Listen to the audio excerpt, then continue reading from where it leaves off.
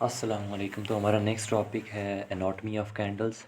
तो मार्केट में बेसिकली दो टाइप की कैंडल्स फॉर्म होती हैं, या तो बुलिश होती है या बेरिश होती है। और इसके अलावा एक और होती है इंडिसियन कैंडल, जिसे आप नॉर्मली डॉजी कहते हैं। उसकी बॉडी नहीं होती, बस ऊपर नीचे दो छोटी बड़ी विक्स होती हैं और बस वो एक इंडिसियन टाइप की होती है। पर जो मेजर मेन टाइप्स की जो कैंडल्स होती हैं वो यही होती हैं, या बुलिश होती है या बेरिश होती है। बुलिश कैंडल्स इस कंडीशन में प्रिंट होती हैं जब मार्केट बाय साइड पे मूव करती है तो देन बुलिश कैंडल्स बनती हैं। जब मार्केट सेल साइड पे मूव करती है तो बीरिश कैंडल्स बनती हैं।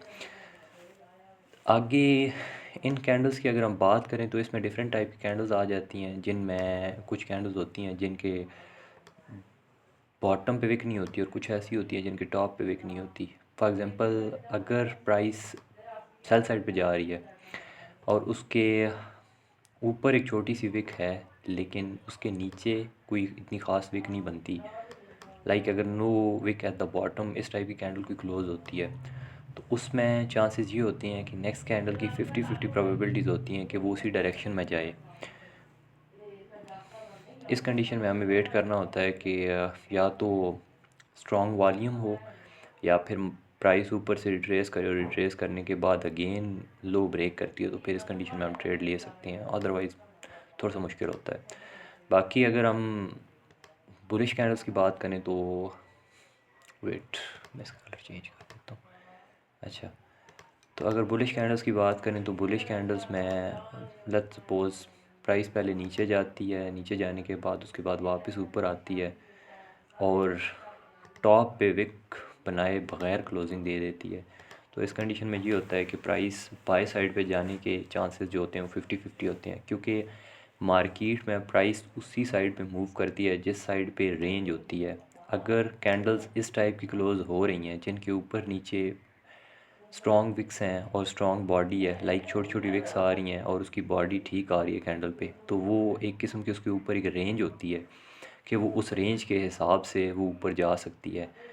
और अगर उनके ऊपर विक्स नहीं होती तो उनके ऊपर रेंज भी नहीं होती। वो 50-50 चांसेस होते हैं कि मार्केट उसी डायरेक्शन में जाए। मैं यहाँ से आपको एक ट्राई करता हूँ एक दो एग्जांपल्स के साथ समझाने की। वेयर इज गो यार। ओके, तो मैं देखता हूँ इस टाइप की कैंडल्स। लाइक आप ये चेक कर सकते हैं, ये अब एक ब्रेकआउट कैंडल क्लोज हुई है। ये एक ब्रेकआउट कैंडल क्लोज हुई है, लेकिन नेक्स्ट कैंडल ग्रीन नहीं बनी, रेड बनी है। तो इस कैंडल में यही था कि आप ये चेक कर सकते हैं, यहाँ 50-50 चांसेस थे। इसमें यही था कि आपको रिट्रेसमेंट का वेट करना पड़ता, उसे नेक्स्ट कैंडल पे आप ट्रेड ले सकते थे और ठीक ठाक मूव आया उसके बाद। और सेल साइड पे मैं आपको बताऊं तो ये आप चेक कर सकते हैं, सेम इसी के साथ ही है। ये आप ये कैंडल चेक करें, ये कैंडल कितनी स्ट्रॉन्ग सेल साइड पे क्लोज हुई है, ठीक है। लेकिन इसके बॉटम पे विक नहीं थी, विक ना होने की वजह से इस पर रेंज नहीं थी और next candle clean move up direction में कर गई है। जबकि यहाँ पे आप चेक करें तो ये एक ब्रेकआउट कैंडल क्लोज हुई है, हालांकि मार्केट का ट्रेंड अप का है। ये आप चेक करो, ये एक ब्रेकआउट कैंडल क्लोज हुई है यहाँ पे, ठीक है। ब्रेकआउट की क्लोजिंग के बाद इसके नीचे रेंज भी थी, इस तरफ भी रेंज थी। नेक्स्ट कैंडल रिट्रेस अप हुई है, लो ब्रेक किया है, and then you can check कितना क्लीन मूव आया है। तो एनाटॉमी ऑफ कैंडल्स में मेरे ख्याल में ये दो तीन चीज़ें जो काफ़ी इम्पॉर्टेंट हैं, जिन पे फोकस करना ज़रूरी है, ठीक है। कि अगर कैंडल्स के ऊपर रेंज होगी तो फिर ही वो इसी डायरेक्शन में जाएंगी। अगर आपने बाय करना है तो आपको वेट करना पड़ेगा कि एक हेल्दी बुलिश कैंडल क्लोज हो ताकि आप क्लीन बाय लें। और अगर आपने सेल करना है तो आपको वेट करना पड़ेगा कि एक हेल्दी बीरिश कैंडल क्लोज हो ताकि आप क्लीन सेल कर पाएँ। इसके अलावा एनाटॉमी ऑफ कैंडल्स में मैं एक और चीज़ ऐड करना चाहूँगा जो कि अक्सर लोगों को नहीं पता होती। वो ये है कि आपका जो 1 आवर का कैंडल बन रहा है, ठीक है, कैंडल लाइट में आपको बताता हूँ। आई होप सो कि आपको ये चीज़ समझ आए, क्योंकि मोस्टली पीपल्स को इस चीज़ को समझने में बहुत ही ज़्यादा मसला होता है, ठीक है।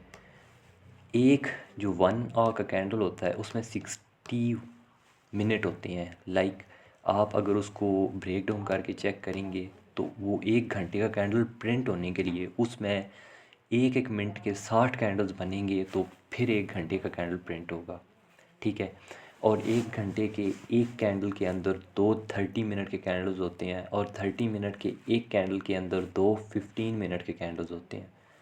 अगर मैं आपको एक सिंपल तरीके से समझाने की कोशिश करूं तो कैसे समझाऊँ यार, लाइक 1 घंटे का एक कैंडल प्रिंट हो रहा है, उस 1 घंटे को मुकम्मल करने के लिए 4 बार 15-15 मिनट के कैंडल बनेंगे तो फिर वो 1 घंटे का कैंडल बनेगा, ठीक है।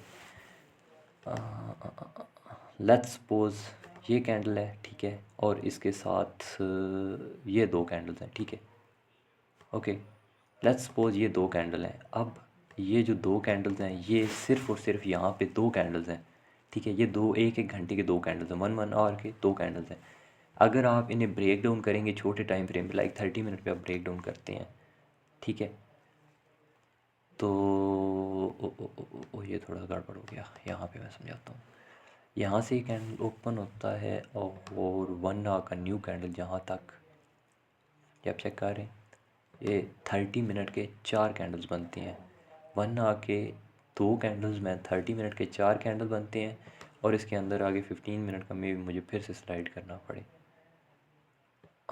ये चेक करो, अब ये आप 15 मिनट कैंडल चेक करो, 1 2 3 4 5 6 7 और 8 15 मिनट के कैंडल्स मिल के दो 1 आवर के कैंडल्स बना रहे हैं। अगर मैं इसको 5 मिनट में ब्रेक डाउन करूँ तो आपको ये नज़र आएगा कि यहाँ तक 5 मिनट में अगर से ब्रेक डाउन किया जाए तो ये आप चेक करो, यहाँ से यहाँ तक